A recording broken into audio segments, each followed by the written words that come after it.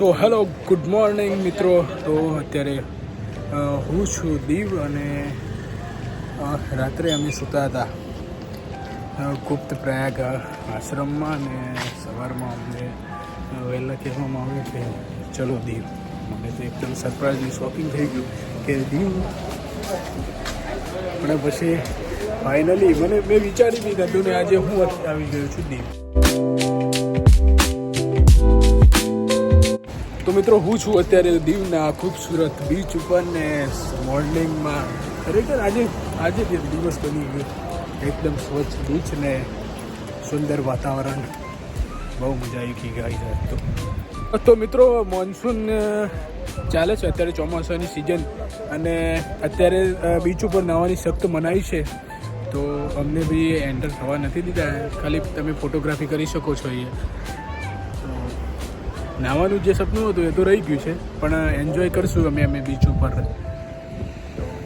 Beach તો ખુલ્લો જ છે, મજા માણવાની છે.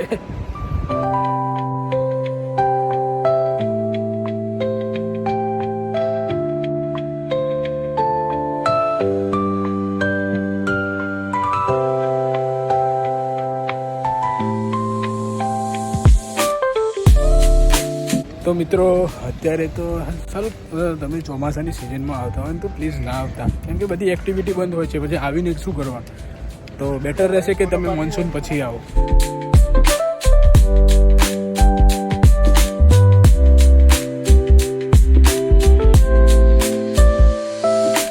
તો મિત્રો બપોરેનું લંચ કરવા માટે અમે એક સરસ લોકેશન આવ્યું છે અને ફર્સ્ટ ક્લાસ અમે લંચ કરી લીધું છે ને હું તમને વ્યૂ બતાવું. અત્યારે હાલ હું આવ્યો છું ટેરિસ પર. ટેરિસ પરથી વ્યૂ કેવો દેખાય છે ખાલી જુઓ એકવાર.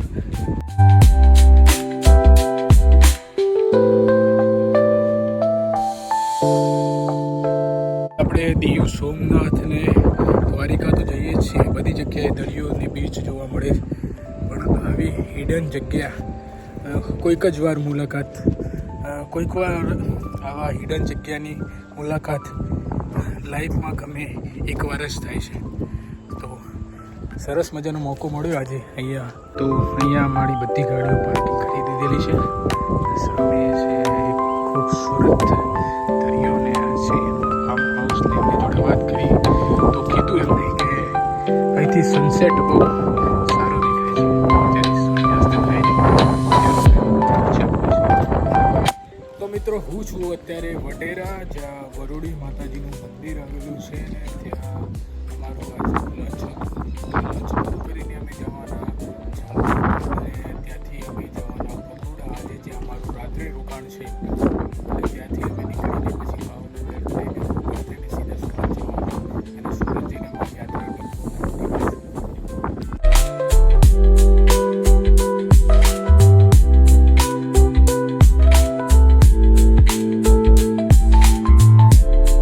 મારી પાછળ છે વરોડી માતાજીનું મંદિર અને તમે આ લોકેશન જોઈ શકો છો, એકદમ અદ્ભુત. ને આની પાછળ છે દરિયો. તો ચલો આપણે બી નીચે જઈએ ને જોઈએ.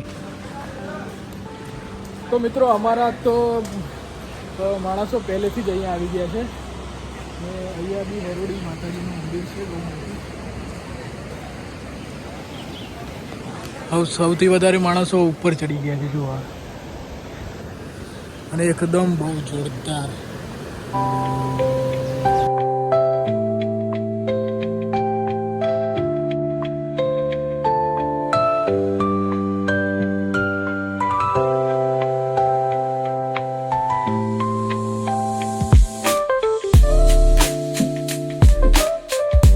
તો મિત્રો હવે અમે જઈશું ઉપર, જ્યાં પેલા બધા લોકો છે ત્યાં. તો જઈએ ને ઉપરથી કેવો વ્યૂ આવે છે તમને બતાવું.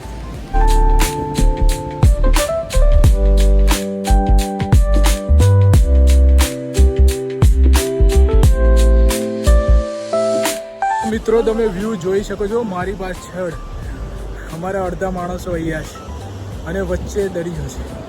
તો અમે આ બાજુ છીએ, ઓલા પેલી બાજુ છે, અને વ્યૂ બહુ મસ્ત છે, એકદમ જોરદાર.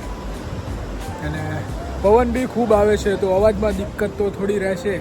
હવે થોડું મેનેજ કરવું પડશે.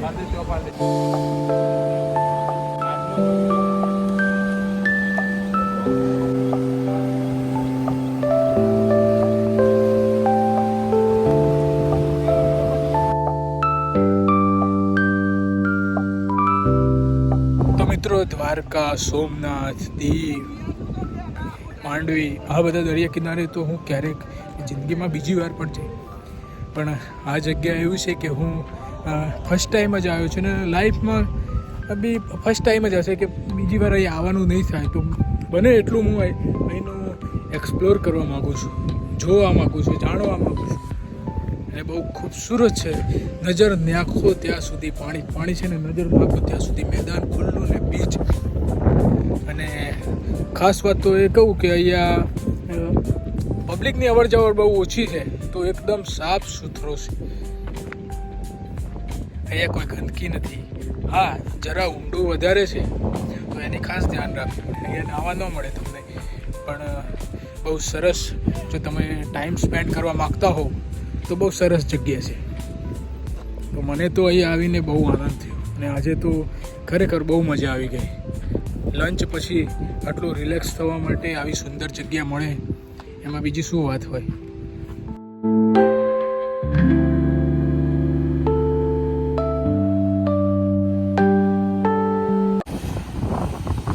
તો મિત્રો, અત્યારે મને 10 દિવસ થઈ ગયા આ યાત્રામાં, પણ આટલી મજા ક્યાંય નથી આવી. આટલો ખૂબસૂરત દરિયો, ભલે નાવા ન મળે પણ સરસ સૌંદર્ય જોવા માટે મળે ને એ જ મોટી વાત છે. અને લાઈફમાં મને ખબર નથી કે ક્યારે હું બીજી વાર અહીં આવીશ. મને એટલું એક્સપ્લોર કરવા માગું છું, આજે જીવી લેવા માગું છું એકદમ બિંદાસ.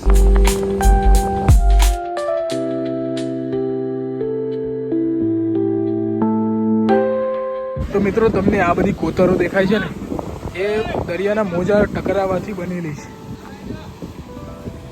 છે ને કુદરતની અદ્ભુત રચના.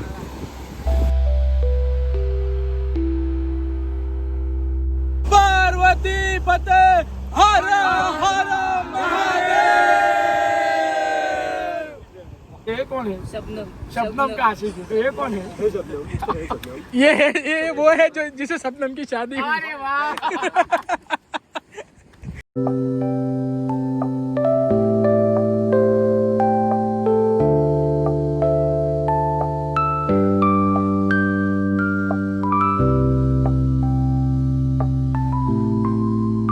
તો મિત્રો, ખેતર તો આપણે બહુ જોયા, પણ આજે હું તમને બતાવું છું નારિયેળની વાડી.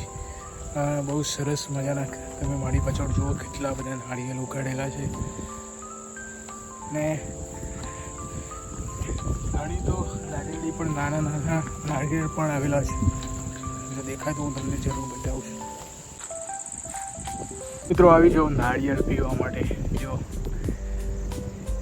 એકદમ નાની જ નારિયેળી છે, પણ નાળિયેર આવી ગયા છે. અને સુરત મજાનો દરિયા કિનારો છે ને વાડી છે ને સામે છે ફાર્મ હાઉસ. ને અમે ત્યાં અત્યારે બપોરનું લંચ કરીને રોકાયા છે આરામ કરવા માટે, પણ આપણને ક્યાં ઊંઘ આવે છે. કંઈક આવી જગ્યાએ આપ્યા હોય તો ઊંઘમાં રહી જાય બધું, એના કરતાં ફરી લેવું સારું. તો સરસ મજાનો આગળ નાળિયેરનો બગીચો છે ને, અહીંયા અમે આવી ગયા વાડીમાં.